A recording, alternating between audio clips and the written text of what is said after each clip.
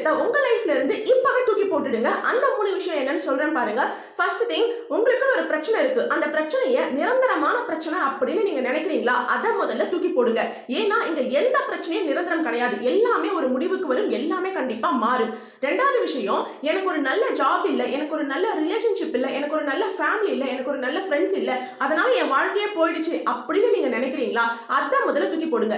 ஏன் அப்படின்னா இங்க எல்லாருமே இருக்காங்கங்க. நம்ம பார்க்குற பார்வையில தான் இருக்கு. நாம தவறான ஆட்களை தேர்ந்தெடுக்கிறோமா இல்ல தவறான எண்ணங்களோட இருக்கிறோமா அப்படிங்கிறத நீங்க பார்க்கணுங்க. ஏன்னா இங்க எல்லாரும் இருக்காங்க. மூணாவது விஷயம் என்ன அப்படின்னு பார்த்தீங்கன்னா, நான் அழகா இல்ல, நான் நல்லா இல்ல, என்கிட்ட நல்ல பர்சனாலிட்டி இல்ல அப்படின்னு நீங்க நினைச்சீங்கன்னா அதை தூக்கி போட்டே ஆகணுங்க. ஏன்னா உங்களை நீங்க மதிச்சா மட்டும்தான் மற்றவங்க உங்களை மதிப்பாங்க, உங்க மேல நல்ல அபிப்பிராயத்தை வைப்பாங்க.